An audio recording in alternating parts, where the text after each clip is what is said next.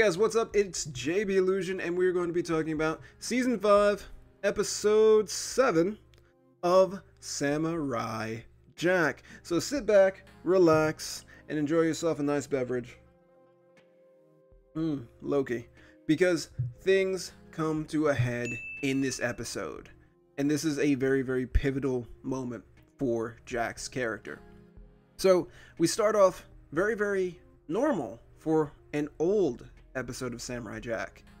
You see, he's dressed immaculately, he's got the top knot going, he doesn't have any scruff, and most importantly, he has his sword. As he's walking up this mountain, yeah, Samurai Jack does do a lot of walking, he's walking up the mountain, he hears something behind him, readies himself, and it turns out to be this goat. Alright. He befriends the goat. Goat really doesn't say anything, doesn't do anything, it just follows him as he goes up the mountain. Pretty soon he runs into another goat, who of course follows him. Eventually, by the time he gets up to the tip top, there's 3 of them. As he's looking around, he sees all of these pillars and stone tablets. On one of them, there's a very clear inscription of what looks like one of the goats or rams, whatever you would call them, their face. Jack looks back, the ram looks at him, nods, and then points in this direction. He leads Jack to, guess what? A time portal. Jack wastes no time in running and jumping into the time portal. He's descending back through the same black and white that we've seen pull Jack into the future so many times before. It looks like he's finally going back to the past, and then you see this black claw reach out and grab Jack by the collar and fling him back into the future. You guys know, of course, who it was. It was Aku. Aku, of course, is just talking, and Jack looks up at him and makes a mad dash for the portal. But, of course, Aku is ready. Gets the laser beam eyes going and blows the portal up. Aku is just laughing at Jack. Jack looks up at him. He's pretty annoyed, and then Aku tells him that was the last portal. That's it. You have no way to get back to the past. Phew! And Jack goes from 0 to 100 real quick. So we've seen Samurai Jack lose his composure, lose his cool many times before, but this was something different. He wordlessly just pulls out his sword and just goes at Aku. Aku, of course, using the tried and true boxing tactic of float like a butterfly, talk smack all day, and is just leaning back, dodging all of Aku's blows. Aku says, "Oh, I don't want to have to deal with that." That was a terrible Aku voice, by the way. And he laser beams Jack's goat friends. The goats turn into these huge bulls and start going in on Jack. Jack, of course, is angry. We've seen Jack angry before, but this was something different. Because the first bull that comes at him, he doesn't dodge, he doesn't parry, he doesn't move. He takes his sword and he just stabs it in the head. Blood everywhere. That one goes down. Then another one rams into him and he goes at it again. It gets to a point where both of them are jumping over the hole that was now created by the now destroyed time portal, and Jack, of course, kills the bull, falls down the hole, and Jack is then attacked by the third and last bull, who knocks him through a couple pillars and his clothes get torn up. He didn't get full old school Jack where the top knot went down and we got the hair. He just got up, didn't say anything, and then jumped on the bull, took his sword, stabbed it, and then calmed down for a second. It was a little too late for him to realize or even think that maybe these creatures weren't like that before Aku had touched them. He looks down at his sword and he sees that one of the rams is back to normal. Samurai Jack then turns frantically behind him and he sees another one of the rams and they're back to normal. Jack just killed 3 innocent creatures who helped him to try to get back to the past. Jack is beside himself. Like, we've seen Samurai Jack lose his cool, lose his composure, but he's never really harmed an innocent in that type of way, which is also a thing that I think we could talk about back when he freaked out about the little blue children possibly dying. It happened again, where Samurai Jack was responsible for the deaths, the loss of life of innocents who had just been bent and transformed because of Aku's will, and that's probably why he lost it last episode. But here he tosses his sword to the side because that's not his concern right now. His concern is what he just did. One of the stone pillars falls on top of him and the now dead goat and knocks his sword down into the hole. That's the tale of how Samurai Jack lost his sword. It wasn't after a brilliant, valiant battle against Aku. It was him killing an innocent creature that made him discard it, that made him drop it for a second, and that's what caused him to lose it. He tells Ashi, because of course this is the story that he's recounting to Ashi, as they are flying to the mountain that he had climbed, and Ashi's just like, okay, we'll find the sword, we'll get to it. And Jack and Ashi, along with the help of an awesome gigantic bird, float down into the depths of the hole. Of course, as Jack's looking, he does see the skull, of the creature that he had killed. And of course, there's no sword. Do you know why? Because Jack didn't lose the sword. The sword left him. Jack became unworthy of the sword. I guess you could maybe draw a parallel between Thor not being worthy enough to wield his hammer anymore. With that action, Jack became unworthy to wield his sword. If you remember a long time ago, back, during the origin story of how the sword came into being, Jack's father had to go through terrible, terrible troubles just to prove himself worthy enough for the 3 gods to put their power into him so the sword could be created. And he had to prove that he was worthy. Jack discounted himself. He proved that he was unworthy to wield the sword, and therefore he can't find it anymore. So Jack resolves himself to meditate about it, to find his center, to become worthy again. And Aji is just like, okay, I guess I'll just sit over here and not do anything. So Jack goes to meditate while Ashi spies an army headed to, of course, kill Samurai Jack.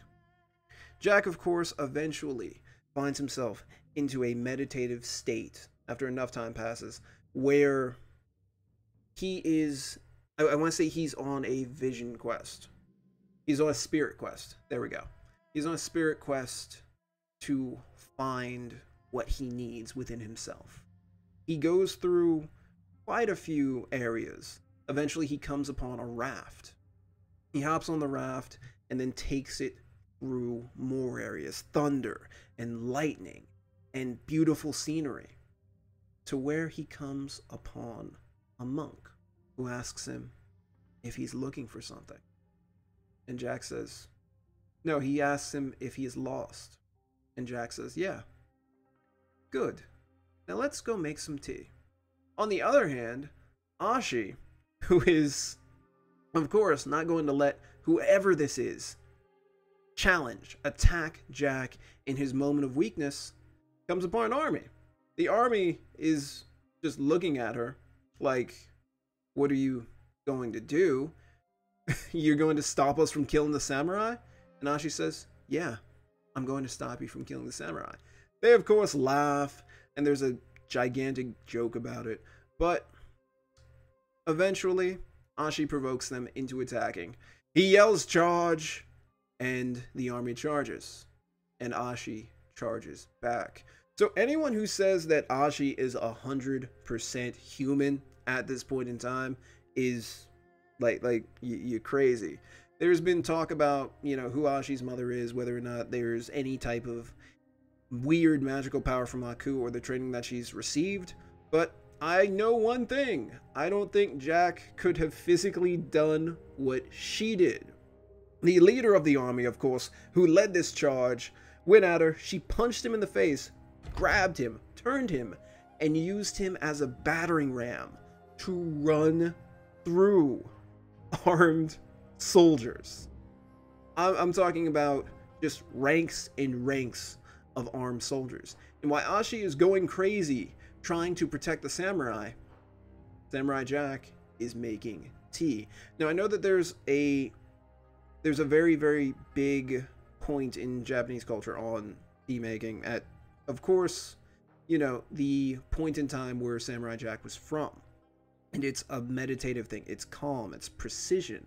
And you see him going through the process of what he needs to do.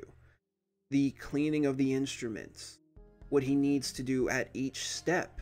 And that's juxtaposed with Ashi going insane. Ashi is breaking the spears of these guys and then taking them, the broken spears, and then she's throwing them back and impaling them. She's knocking dudes on top of spears. She's punching guys. She's dodging them left and right. She didn't even need to break out her kama. She's just destroying them with her bare hands. Eventually, it gets to the point where Jack, of course, makes the tea and he presents it to this monk.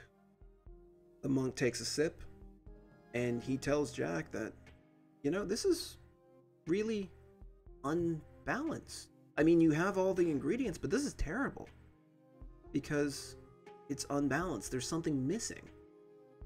And we see the familiar face of Jack's subconscious, or what's been running through Jack's mind. Angry. It is, I guess you could say, it's Mad Jack again. And this time, instead of being blue, he's red. He's fuming. He's angry. He's telling Jack that this old man knows where our sword is. He's hiding it from us. And Jack is just calm. He's not really reacting to what's going on. Meanwhile, Ashi, of course, is just covered in blood. She just killed an entire army by herself, and she sees just a little hint of someone climbing the mountain to go after Jack. She missed one person. So, of course, she calls back their bird-like friend, and it grabs her to take her up to the top of the mountain to try to intercept this person. Just as Ashi gets up, she hears an arrow being drawn. It fires. Ashi has the animal drop her. It gets within a foot of Jack just before Ashi's able to grab it. She grabs the arrow, tosses it to the side, and looks for the assailant. Next, it gets 300. Tons of arrows just come out streaming. Ashi is somehow able to manage to pick up a huge stone tablet to shield not only herself, but Samurai Jack from the onslaught of arrows, and eventually she throws it, only to find that the person who was attacking with those arrows was her mother. Ashi's mom walks up to her, tells her that she would be the one who chose this path. But it's okay. It's alright. You can make it good. She's given her that dark side spiel. You can make this alright. You just need to. He pulls out a knife, kill the samurai. So I love the fact that the two characters of Samurai Jack, his whole thing is to regain his inner calm. Ashi, on the other hand, is just letting her emotions run free. She's letting that drive her. Her anger, her hate. And I know I keep talking about, like, the Force, you know, Jedi, Sith. But I think that's really interesting where both of them kind of get their power from, essentially. So, of course, Ashi tells her to go stuff it, and Mommy really does not like that. She, of course, tries to get past Ashi. Ashi knocks her back, and then, Mom means business when she takes off the huge flowing robes, and we see that she is clad in the same soot, whatever that was that Ashi and her sisters were covered in. That's exactly what Ashi's mom is covered in. Ashi's mom goes at her again. Ashi manages to find a weapon in the broken horn of one of the rams that Jack killed, and they proceed to do battle. Meanwhile, Jack is, of course, having his inner monologue with himself. Mad Jack is just yelling at him. This is what we need to do. This is how we need to do this. And Jack is just like, no, calm down. Listen, we need to... Nope. Mad Jack gets angry and physically, well, because this is Jack's mind, you have to remember, smacks him, launches him back, knocks him through some stuff, and it's evident that, they're going to have a problem. Meanwhile, Ashi fights her mother, and it gets serious. Throwing him around, Ashi is being berated by her mother. How could you join forces with the man who killed your sisters? Well, mother, ever since we were young, you taught us how to kill. You set our path for us. This is all we had to look forward to. Us dying or us killing. We didn't get to choose anything.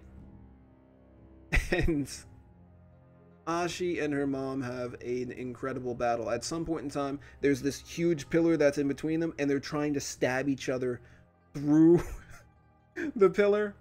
Eventually, it gets to the point where Ashi is able to knock the weapon out of her mother's hand. Her horn goes flying, and they engage in hand-to-hand combat. It gets to a point where Ashi's mom apparently thinks that maybe she might lose that way, and the odd covering that was covering her fingers, her entire body, turns into claws. If you tell me Ashi's mom ain't magic, whatever. She starts clawing at Ashi, trying to take her out. Eventually, she knocks Ashi down, a stone pillar falls on top of her, and she makes a mad dash to the samurai. She jumps up in the air. Ashi, without knowing what to do, grabs one of the arrows and throws it. It manages to strike Ashi's mom right through her stomach.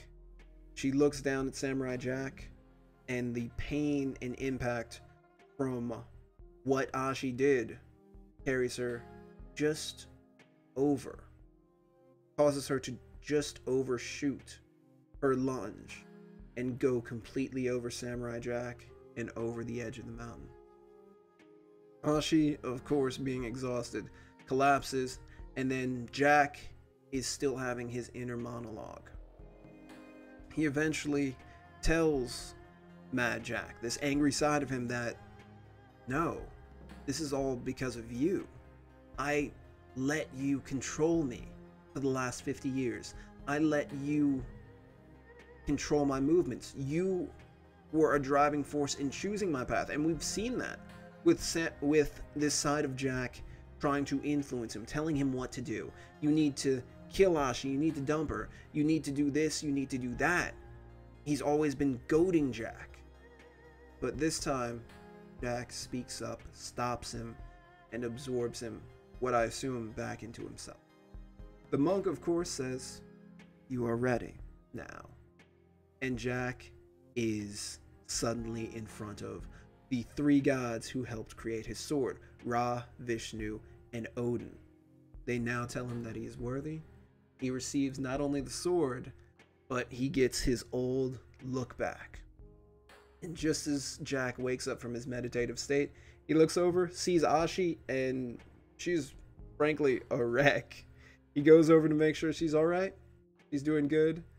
And Ashi comments about how she is, Jack got a shave. But most importantly, Jack has his sword. Jack, what do we do next? We go after Haku. So everything is lining up now. Jack now has his sword. He's now worthy, And maybe now, instead of approaching Aku in a specific way, he'll approach him a little bit differently, the fight. Because we've seen Jack kind of just go a little crazy and start chopping Aku up into little pieces, but something always happens. Something that he's not paying attention to. Maybe it's because he's so focused on hurting Aku, damaging him, destroying him, that he doesn't notice things. We could talk about the mobster episode where Jack inadvertently worked for Aku to get close to him and then tried to cut him up, and then these four mob dudes sneak up with him and sap him and tell him, you know, what were you doing? You went after the boss, you went crazy there for a second. And then Jack's just like, whatever. And he goes on to his next quest. Do you think that Jack is going to be a little bit different now? Is he going to be a little bit more powerful? Tell me in the comments down below. Tell me what you think about the whole Jack over here being meditative, why Ashi goes crazy. Also, tell me what you think about Ashi's mom, and tell me how magical she is. Because there is no way that Ashi's mama ain't magical. Maybe her daddy ain't magical, but no way. Thank you guys for watching. I've been JB Illusion. Please be excellent to each other, and have a nice day. Peace.